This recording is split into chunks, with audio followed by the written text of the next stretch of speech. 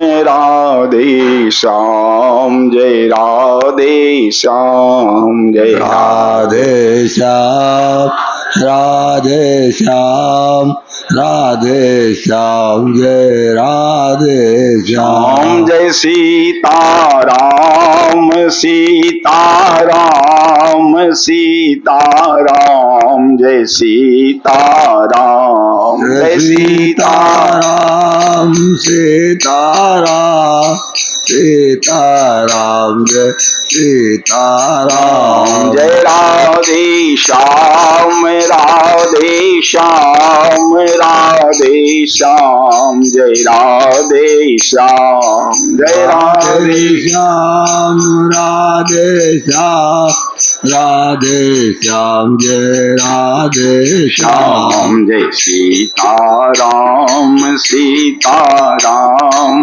सीताराम जय सीताराम जय सीताराम सीताराम सीताराम जय सीताराम जय राधे श्याम राधे श्याम राधे श्याम जय राधे श्याम राधे श्याम राधे श्याम राधे श्याम जय राधे श्याम बोले श्यावर रामचंद्र की जय श्री वृंदावन बिहारी लाल की जय उमापति महादेव जी की जय पवन सुश्री हनुमान जी महाराज की जय श्री अबधाम की जय श्री सरजू मैया की जय सब संतन की जय सब भक्तन की जय जय जय सीताराम जय जय राधे श्याम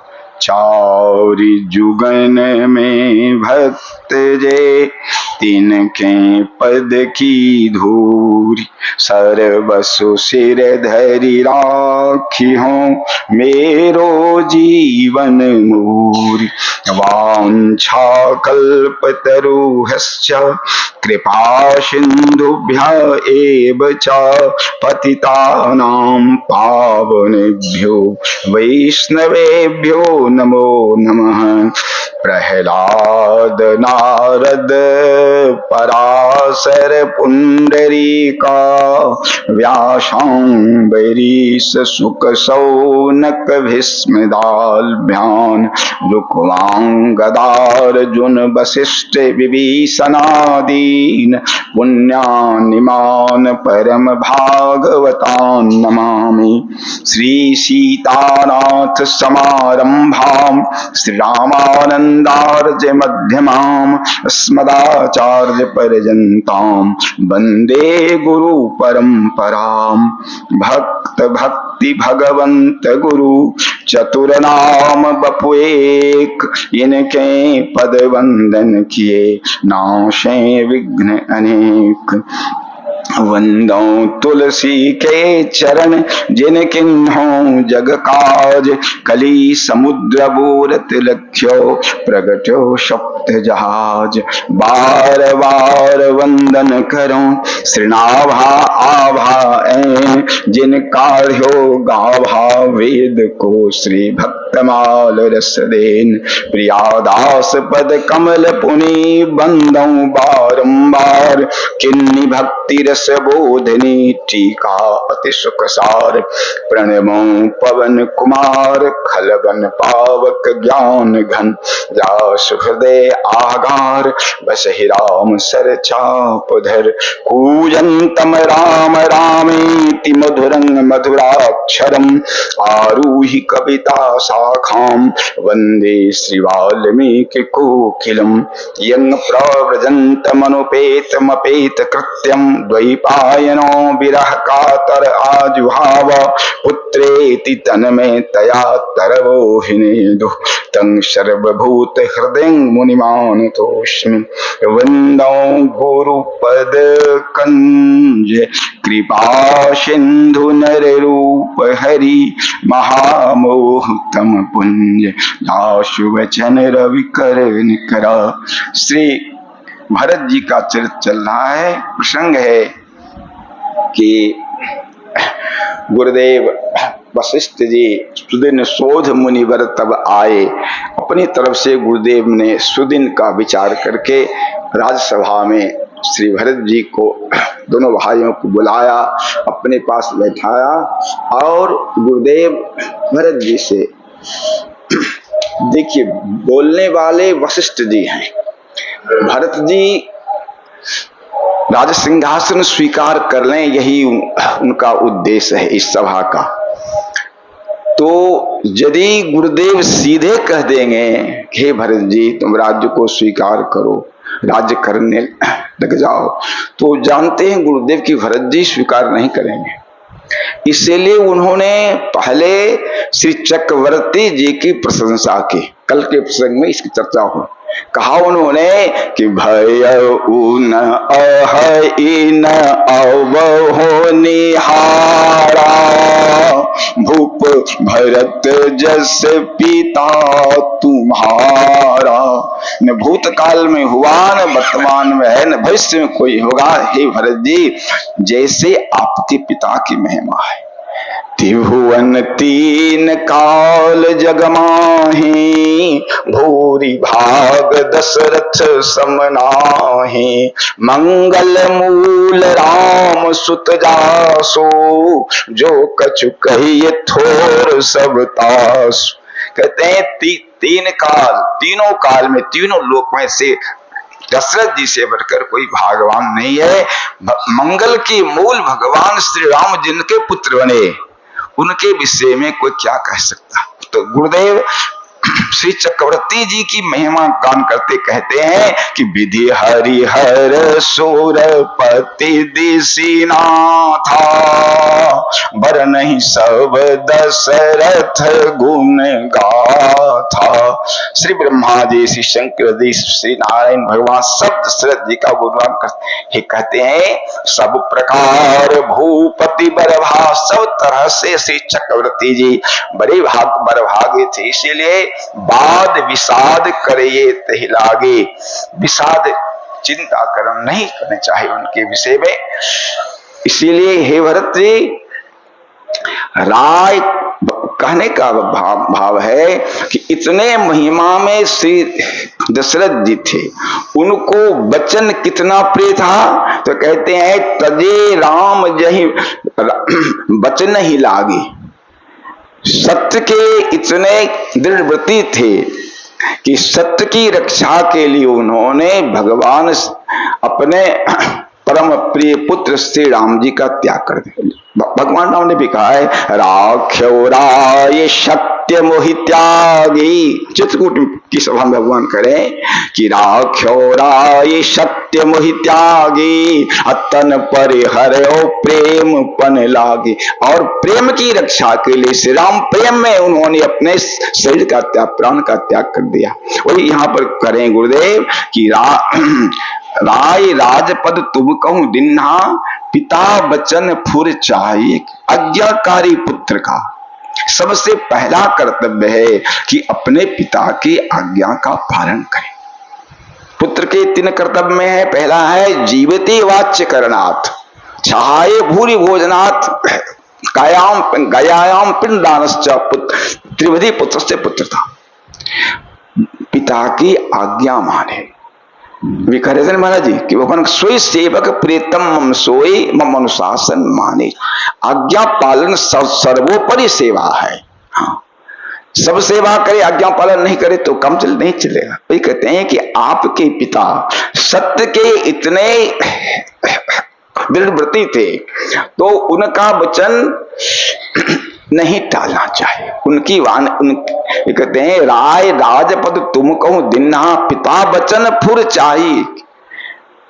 श्री चक्रवर्ती जी ने राज्य आपको दिया, बिल्कुल सही बात है।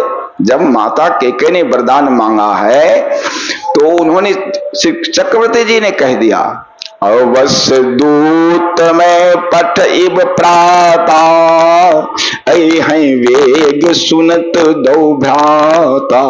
सुदिन सोध सब साज सजाई, देव भरत कह राज बजाई। तो मान लिया, वही कहते हैं कि राय राजपद तुम कहूं दिन्हा, इसीलिए पिता वचन फुर चाहे, पुत्र का पहला कर्तव्य है कि पिता के वचन को सत्य करे। और तो कहते हैं श्री गुरुदेव कि तुम्हारे पिताजी सत्य के कितने आग्रही थे कि तजे राम जही वचन ही लागे, अपने वचन के लिए उन्होंने राम जी का त्याग कर दिया और राम जी के प्रेम में तन पर हरो प्रेम पर लागे। हे भरत जी, नृपहि वचन प्रिय नहीं प्रिय प्राणा, चक्रवर्ती जी को वचन प्रिय था, प्राण प्रिय नहीं था, प्राणों से बढ़कर ही उन्हें अपना वचन प्रिय था। इसीलिए भरत जी करहो तात पितु वचन प्रमाणा, इसलिए पिताजी अपने पिताजी के वचन को आप प्रमाणित कर दें। करहो शीश धरी भूप रजाई, है तुम कह सब हाथ भलाई। आप पिताजी के वचन को स्वीकार कर लें, इसी में आपकी सब तरह से भलाई। तो श्री भरत जी कह सकते हैं कि सरकार, बड़े भाई के रहते छोटा भाई राजा बने, ऐसी प्रथा तो अपने वंश में नहीं है, क्योंकि सूर्य वंश में जेठ स्वामी सेवक लघु भाई, यह दिनकर कुल रीत सहाय, यह तो दिनकर कुल के रीत के वृद्ध बात हो जाएगी। तो गुरुदेव कहते हैं परशुराम पितु आज्ञा राखी, मारी मातु लोग सब साखी। पिता की आज्ञा से बड़े बड़े पाप कर्म लोग कर चुके हैं। परशुराम जी की माता जी एक बार गई जल लाने के लिए, तो आने विलंब हो गया। गंधर्वों का दृश्य देखने लगे तो आके पूछे पिताजी, श्री जमदग्नि जी रुष्ट हो गए, क्रोधित हो गए और जब आई तो कहा अपने पुत्रों से कि मां को मार दो, इतना क्रोध हो गया। अन्य सभी पुत्र कहे हमेशा काम नहीं कर सकते। परशुराम जी से कहा कि तुम मां को मार दो और भाइयों को मार दो। परशुराम जी ने मां को भी मार दिया और भाइयों को मार दिया। आज्ञा पालन से प्रसन्न हो गए पिताजी, बोले मैं प्रसन्न हूं, बोलो तुम्हें क्या चाहिए। तो कहा माता जी भी जी जाए, मेरे भाई भी जी जाए, और मैंने इनको मारा है ये बात इनको स्मरण में नहीं रहे। वही कहते हैं कि परशुराम पितु आज्ञा राखी, मारी मात, जबकि पितुर 10 गुना माता शास्त्र है, लेकिन पिता की आज्ञा के लिए उन्होंने माता को मार, तो लेकिन कोई दोष नहीं हुआ। उसी तरह तनय जजाति जौवन दयु, जजाति जी को संसार के भोग से मन भरा नहीं था, तब तक इनको श्राप मिल गया अपने ससुर का है, बिड्डा वृद्ध हो जाओ। तो कहा ससुर से इन्होंने कि महाराज ये हमको श्राप देख करके आपने अपने पुत्री का नुकसान कर दिया। बहुत हाथ पैर जोड़े तक, कोई यदि दे तुमको जवानी दे दे, कोई जवाब व्यक्ति तुम जवान हो सकते हो। तब पुत्रों से कहा, 4 पुत्र थे इनके, 3 पुत्र कहा नहीं ऐसा हम नहीं कर सकते।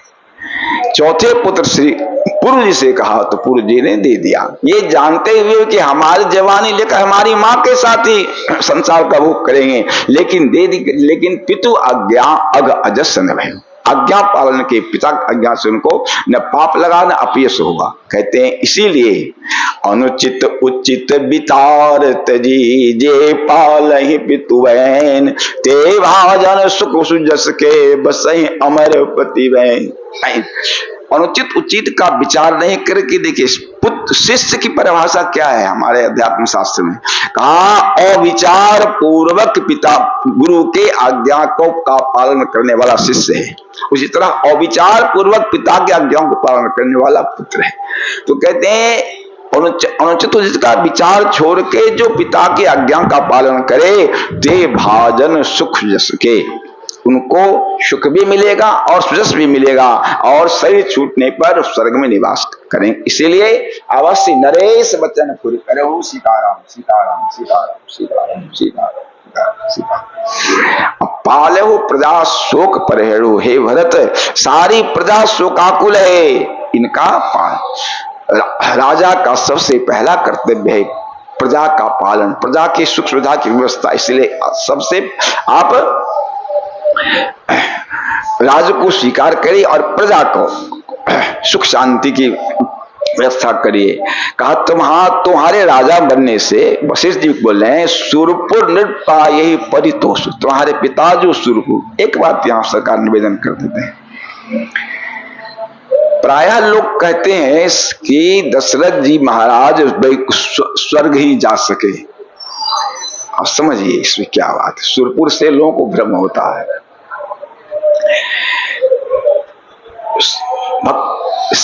श्रीमद् भागवत ग्रंथ की बात करते हैं, उसमें परमहंस संहिता है ना, तो श्री सुखदेव, श्री सूत जी कथा वक्ता है और शौनकादि ऋषि कथा के आयोजक हैं, श्रोता है, मुख्य श्रोता।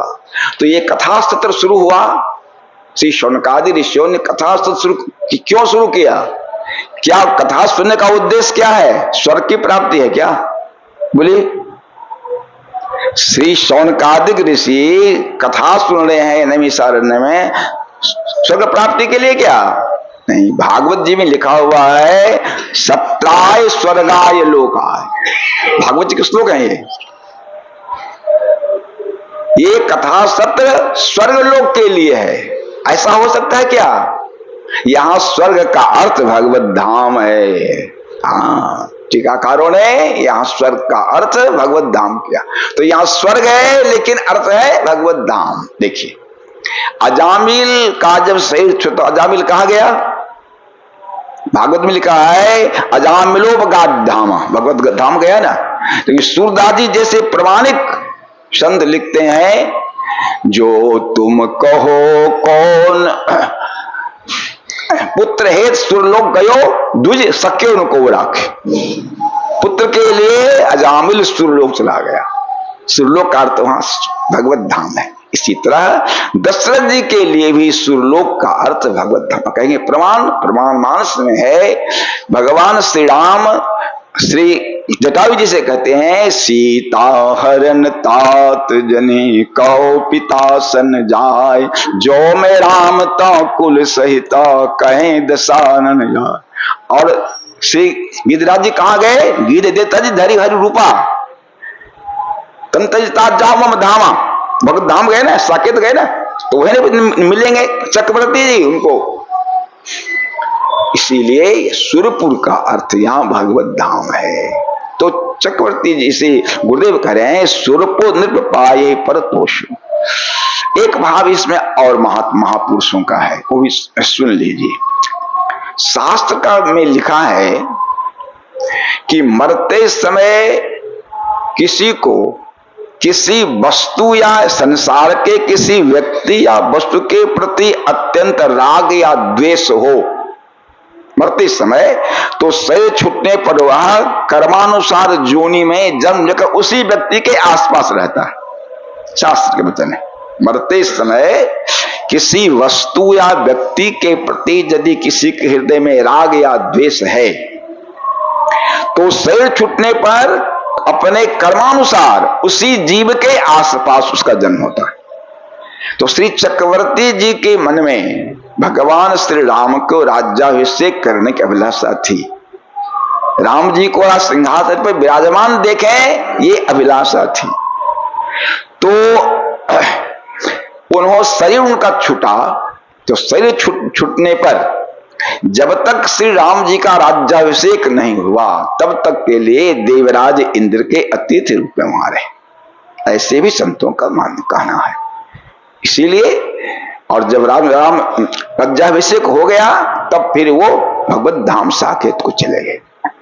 तो गुरुदेव कहते हैं कि तुम्हारे राजा बनने से तुम्हारे पिता को ही बहुत संतोष होगा, और तुम कहां सुकृत पुण्य होगा और जस होगा, तुम्हारा भी जस होगा।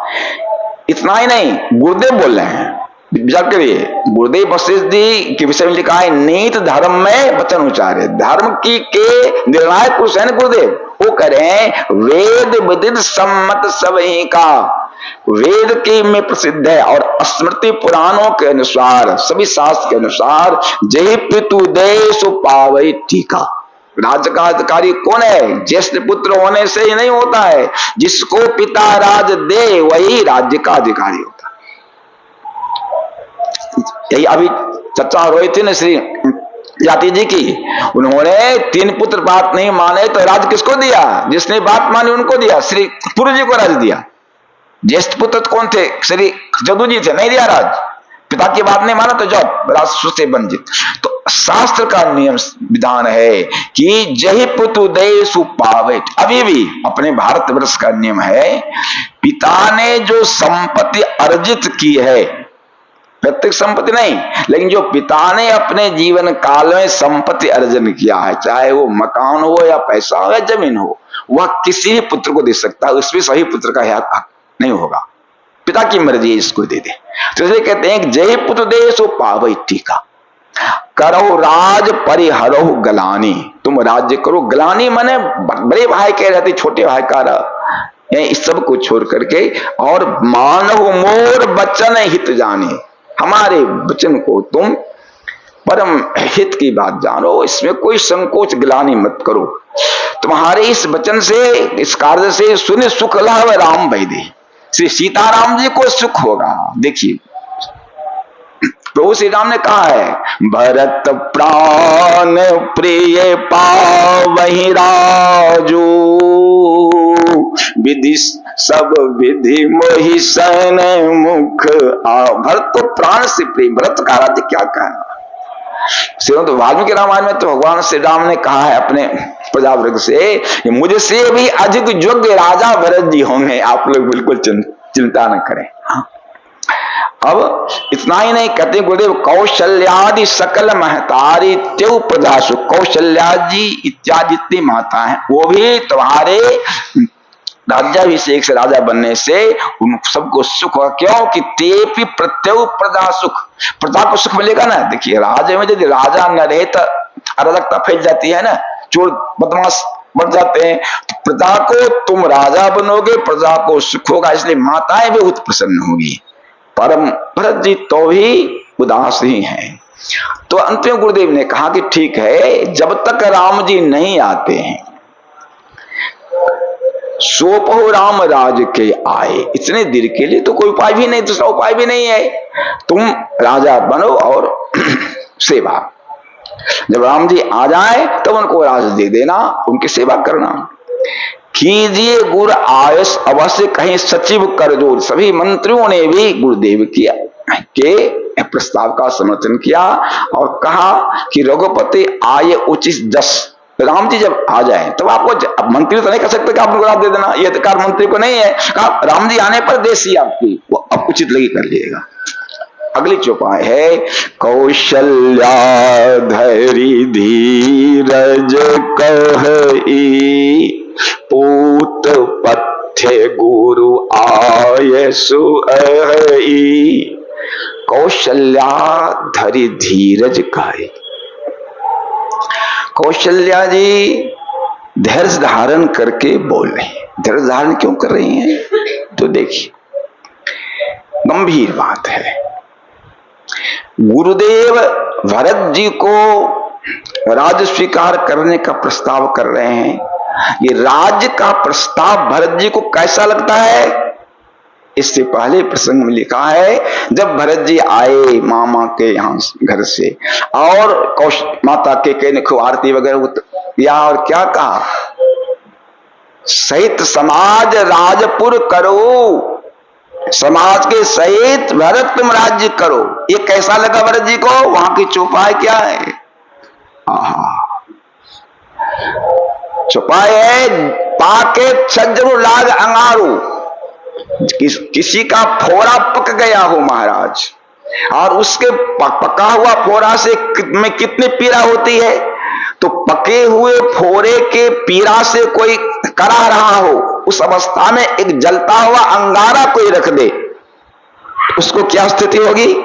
तो माता केके का यह कहना कि सही समाज राजपुर करूं, भरत जी के पाके छज्ज भी लाग अंगारू, फोड़ा के कस से कराते हैं व्यक्ति को जैसे अंगारा रख देने पर जो स्थिति होगी, उसकी पीड़ा कितनी बढ़ जाएगी। तो राज्य की बात भरत जी को वैसे लगी। यहां भी गुरुदेव ने इतनी बातें कही है।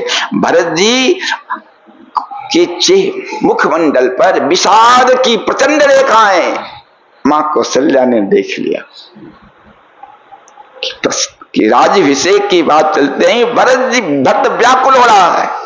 मां का कलेजा अस्थिर नहीं रहा, इसलिए कौशल्या धरि धीरज, धैर्य धारण करके मां कौशल्या बोली। भरत जी के चेहरे को देख करके उनका धैर्य टूटने लगा।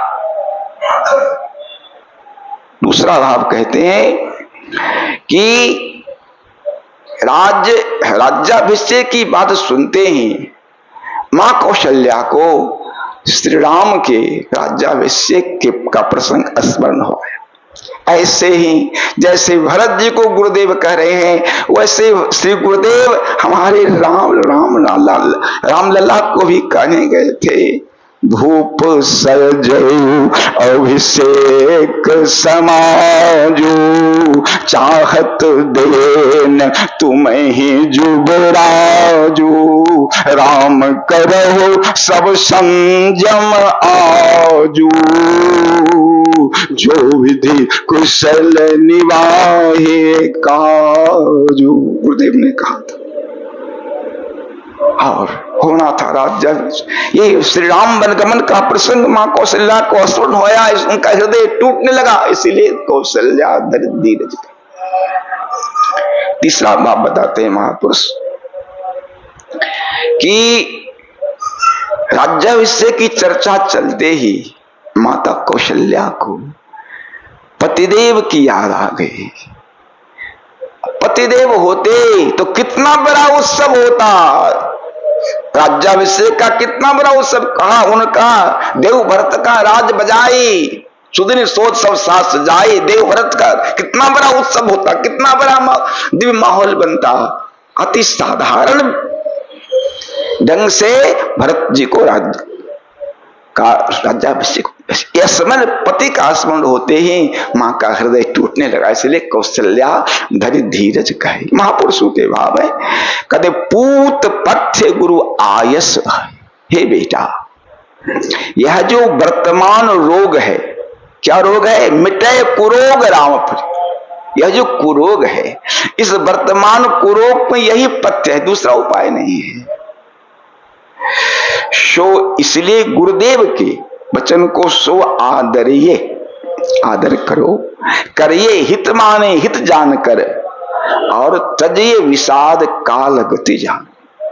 देखा विषाद उभर रहा है, बेटा विषाद छोड़ो। क्यों?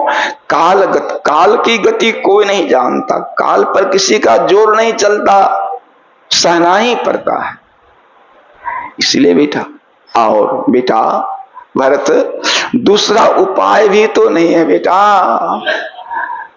बन रघुपति सुरपति नर ना हो।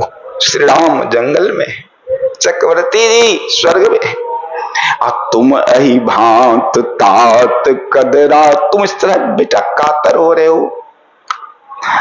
बेटा एक ही अवलंब सब परिजन प्रजा सचिव सब अंबा, तुम ही सुत सब कहां अबल। एकमात्र तुम ही सबके अवलंब हो बेटा। बेटा तुम इतना कातर बनोगे तो कैसे काम चलेगा? ये सबके एकमात्र अवलंब तुम हो। ठीक है, तुम्हारी परिस्थिति हृदय के भाव को मैं समझती हूं। लखी विधि वाम काल बुद्धाता हमलों के वाम हो गए, और बहुत कठिन काल हम लोगों के जीवन में आ गया। लखी विधि वाम काल कठिन आई। बेटा इस अवस्था में धीरज धरो, धैर्य से ही काम बनेगा। अधैर्य होने से काम, धीरज धरो। मात भारी बलिया लो। बेटा एक ही उपाय है, सिर धरे गुर आयस अनुसर। गुरुदेव की आज्ञा को सुधार्य करो, प्रजा पाले परिजन दुख। प्रजा का पालन करो, परिवार वाले भी सभी दुखी है, उनको भी सुखी करो बेटा। लिखते हैं गुरु के बचन सचिव अभिनंदनो, सुने भरत हिये हित जनु चंदन। गुरुदेव के वचन और मंत्रियों का अनुमोदन, ये सब भरत सुने, सुने भरत ही हित जनु चंदन, भरत जी के हृदय के लिए मानो उनके वचन चंदन थे।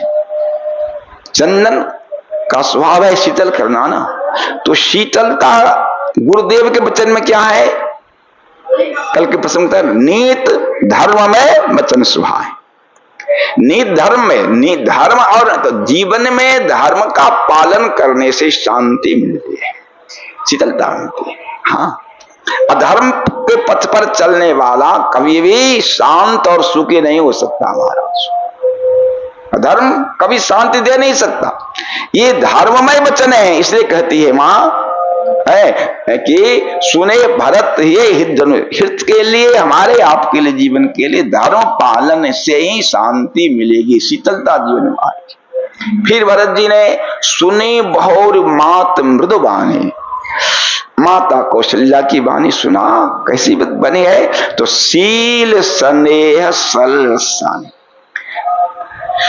सरलता है। आगे कहते हैं सानी सरल रस मातु वाणी। सरलता मतलब किसे कहते हैं? बाहर भीतर एक, हृदय में कुछ और, वचन में कुछ और, ये हो गया कपट।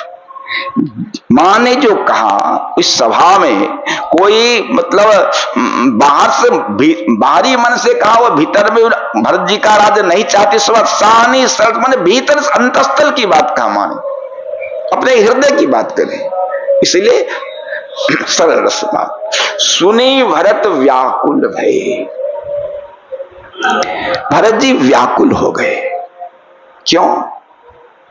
भरत जी को लगा क्या माता कौशल्या का कितना स्नेह मुझ पर है, इनके पति स्वर्गवासी हो गए, पुत्र वधु और पुत्र जंगल में हैं, तो भी मुझ पर इतना स्नेह, कितनी उदारता, कितनी महानता है, महान है ये कि तब भी मुख कहते हैं राज्य करो।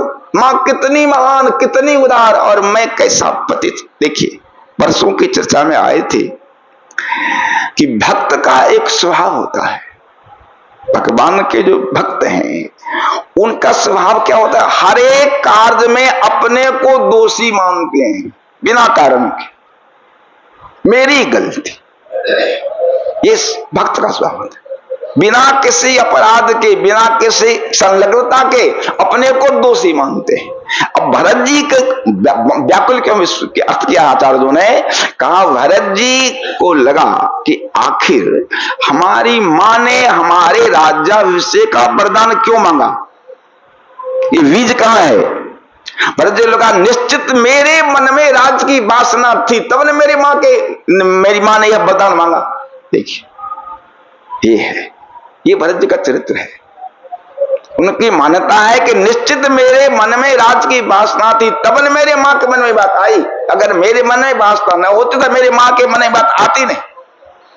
तो भरत जी एक तरफ मां कौशल्या की महानता, मां कौशल्या, मैं कैसा नीच हूं, मैं कैसा, मुझ जैसे पतित पर, नीच पर भी मां की इतनी महानता है। इसीलिए भरत जी व्याकुल हो गए। और व्याकुलता में क्या हुआ, उनकी दशा सुनी। लोचन सरोरुह स्रवत सींचत विरह और अंकुर नये। लोचन नेत्र से अश्रुपात हो रहा। कहा ये अश्रु कहां जा रहे हैं? कहा सींचत विरह, विरह का सिंचन कर रहे। हृदय में जो विरह का बीज है, वो विरह का बीज का सिंचन हो रहा है इन आंसुओं से। कहा जब बीज खेत में है और सिंचन हो तो बीज बढ़ता, अंकुर होता।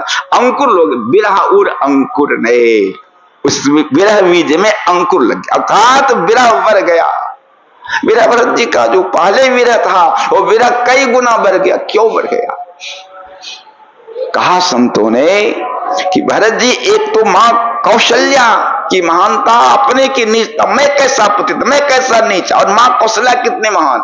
साथ साथ भरत जी के मन में बात आई कि अभी सभी लोगों ने श्री राम के वनवास को स्वीकार कर लिया, राज्याभिषेक की बात कर रहे हैं, श्री राम को वन से वापस आने की चर्चा कोई नहीं कर रहा, इसीलिए विरह बढ़ गया। अरे सभा बैठी तो सभी मिलके राम जी को वन से वापस लाने की बात करते ना, नहीं, सब राज्याभिषेक की चर्चा की, मतलब सबों ने स्वीकार कर लिया राम जी का वनवास, इसीलिए विरह उभर गया, विरह और अंकुर ने।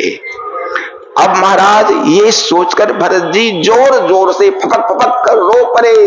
अब भरत जी को रोते देखकर मां कौशल्या रो पड़े, वशिष्ठ जी रो पड़े, वामदेव रो पड़े, सारे जितने लोग बैठे सब रो पड़े। सो दशा देखत समय ते ही बिसरी सवहि सुधि देह, सबको अपना देख के शुद्ध भूल गई महाराज। तुलसी सराहत सकल सादर शिव सहज स्नेह। अब लोग सभी लोग स्वाभाविक भरत जी को सहज स्नेह की मूर्ति है, सहज स्नेह के स्वरूप भरत जी की सभी मने मन प्रशंसा कर है रे भरत, है रे राम प्रेम का स्वरूप।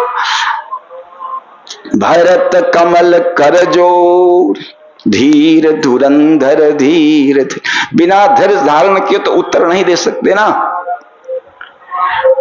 इसीलिए धीर धुरंधर धीर धरी, धीर धुरंधर बड़े दिन धैर्य धारण किया। और वचन अमीय जनु बोल, जिनके वचन अमृत में डुबाए गए वचन हैं। क्यों भरत जी ने किसी की बात मानी? बोलिए, न गुरुदेव की बात माने, न मां की बात माने, न मंत्र, लेकिन किसी को बुरा लगा नहीं लगा। क्यों? वचन अमीय जनु बोल, अमृत में डुबाए से भिगाए वचन है। क्यों? इतनी दीनता भरत जी के आगे के प्रसंग में आया है, इतनी दीनता और इतना श्री राम प्रेम से लबालब वचन है कि उनकी दीनता, उनकी किसी को बुरा नहीं लगा, इसलिए वचन अमेज, राम प्रेम टपक रहा है एक एक शब्द से, एक एक अक्षर से। यही है अमीय, अमृत ही है। देत उचित उत्तर सभी, सबको उचित। देखिए कहते हैं कि मोही उपदेश दिन गुरनी का, गुरुदेव ने बहुत अच्छा उपदेश हमको दिया। प्रजा सचिव सम्मत, प्रजा के लोगों ने, मंत्रियों ने भी उचित कहा, माता कौशल्या ने भी माच उचित धरी, इसको उचित समझकर हमसे कहा। निश्चित रूप से मैं इसको सिर में धारण करना चाहिए हमको, क्योंकि गुरु पितृ मात स्वाम हितवानी, सुनि मन मुदित करी भली जाने। गुरु जी, पिताजी, माताजी, स्वामी, हितैषी की बात को आंख मूंद के मान लेना चाहिए। अनुचित का विचार करने पर धर्म नष्ट होता है, धर्म जाए और पाप लगता है। आप सबों ने तुम तो दे सल सिख सोई जो आचरत मोरबल, आप सबों ने ऐसी शिक्षा हमको दी जिसके आचरण से हमको सुख मिलेगा। यद्यपि यह समझत हो नीके, इस बात को मैं अच्छी तरह समझ रहा हूं कि आप लोगों की बात मान लेने से मेरा भला होगा, लेकिन क्या करूं? तदपि हो तो परितोषण जी। देखिए वेद व्यास जी ने लिखा है, मनु जी कहते हैं धर्म पालन में 4 बातें होनी चाहिए। भरत जी कह रहे हैं आपके सिख में, आपकी शिक्षा में कोई दोष नहीं है, लेकिन तदपि हो तो परितोषण जी के धर्म पालन में मनु जी कहते हैं 4 बात होनी चाहिए। क्या? वेद स्मृति सदाचार स्वस्ति च प्रिय महात्मना एतत् चतुर्विधं प्राहुर साक्षात धर्म से लक्षणम। धर्म में 4 बात है, वेद के अनुसार, स्मृति के अनुसार, सदाचार के अनुसार और स्वस्थ च प्रियात्मना, अपना भी अपने को भी प्रिय लगे। आत्मसंतोष, जिस धर्म के पालन करने में आत्मसंतोष नहीं हो रहा है, समझिए उस बात में कोई कमी है। हाँ, इसलिए आत्मसंतोष, धर्म पालन करने पर आत्मसंतोष होना ही चाहिए। अगर नहीं है तो हमें, भरत जी कहते हैं आप लोगों की बात वेद अस्मिन सदाचार के अनुसार आप लोग कह रहे हैं, लेकिन स्वस्थ च मुझे तदपि हो तब परितोषण जी की, मुझे संतुष्टि नहीं हो रही। इसीलिए अब तुम विनय मोर सुन, आप लोग मेरी प्रार्थना को सुन लीजिए और मोही अनुभारत, मेरी योग्यता के अनुसार, आप लोगों ने मेरी योग्यता की ओर नहीं देखा। मैं इस राज्य पद के योग्य बिल्कुल नहीं हूं, हमारी योग्यता देखकर हमको आप लोग शिक्षा दें। आप सभी गुरुजन हैं, सभा में सब गुजर बैठे हैं, उत्तर दे रहा हूं, देखिए नम्रता कितने, उत्तर देव छपो अपराध, हमारे अपराध को क्षमा करें, दुखित दोष गुण ग्रहण साधु। अभी हमारी अवस्था, हम दुख में, इसलिए हमारे दोष को क्या कहा सुनिए।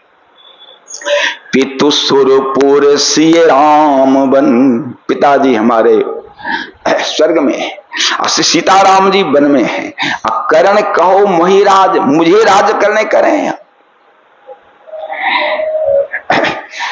पितु सुरपुर, पिताजी स्वर्ग में है, सीताराम जी वन में, और हमें आप राज करने करें, तो यदि राज मैं करूं तो क्या इसमें हमारी सम्मत मानी नहीं जाएगी? बोलिए। भरत जी यदि राज करते तो उनके सम्मत लोग मान लेते ना, कहते मुझे ही, मेरे ही चलते राज्याभिषेक हुआ, मेरे राज्य को निष्कंटक करने के लिए भगवान श्री राम बन गए, और हम ही राज करने लग जाए तो क्या इसके भागी हम नहीं बनेंगे? क्या मुझे ही करें राज करने के लिए? हे गुरुदेव, अहिते जानू मोर हित के आपन बर काज, मेरे राज की चर्चा चलने पर इतने अनर्थ हुए, पिताजी की मृत्यु हो गई, श्री सीताराम जी बन गए, और मुझे ही कह रहे हैं कि आप राज करो।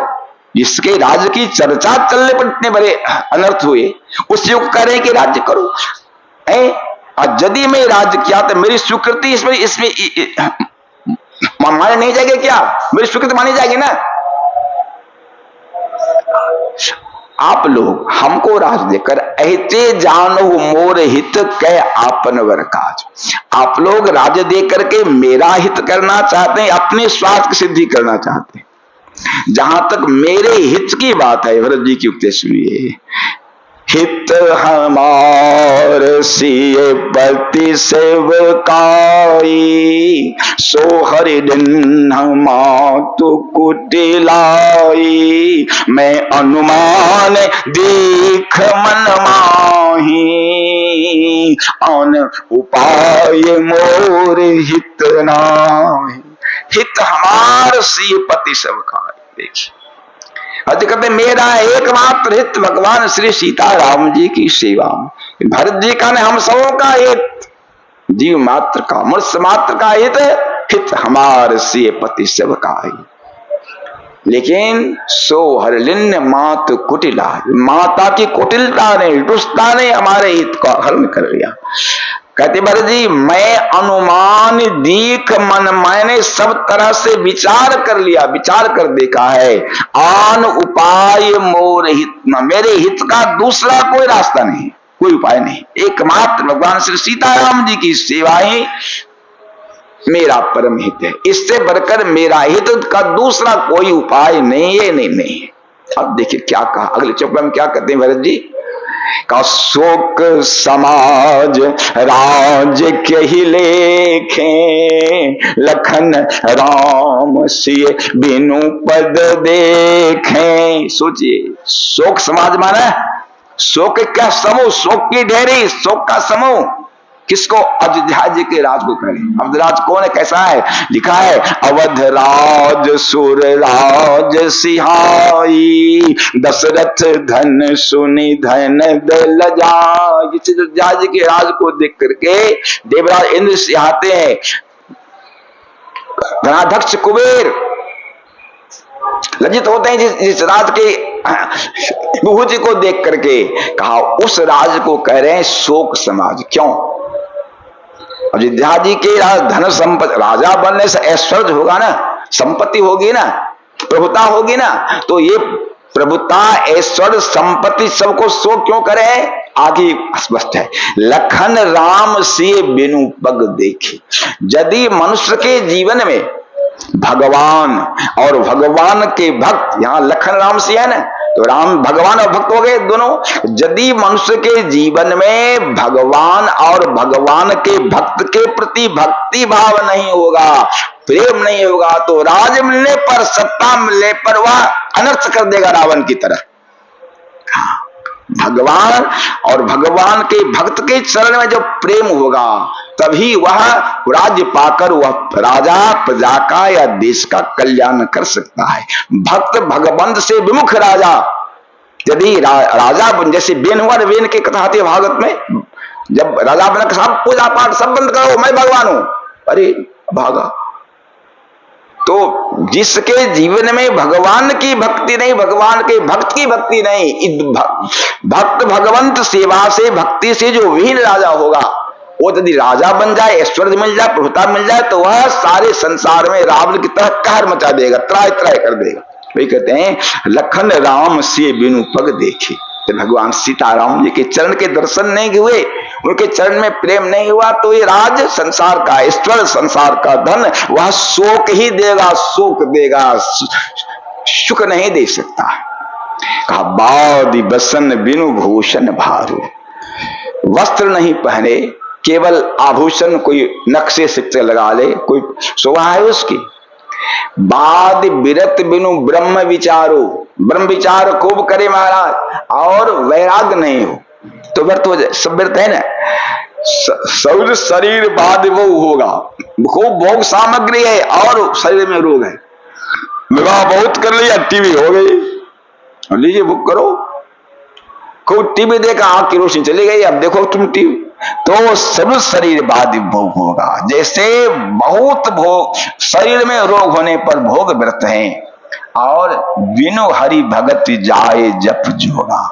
यदि भगवान की भक्ति नहीं हुई तो जप जोग इत्यादि सब साधन व्यर्थ हैं। सब साधन का फल क्या है?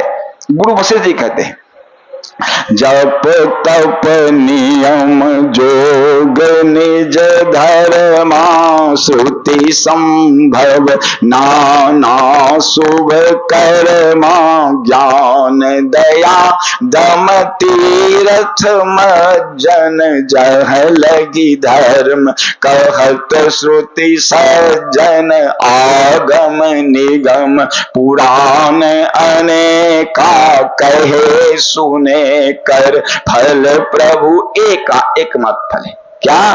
तब पद पंकज प्रीति निरंतर, सब साधन खर यह फल सुंदर।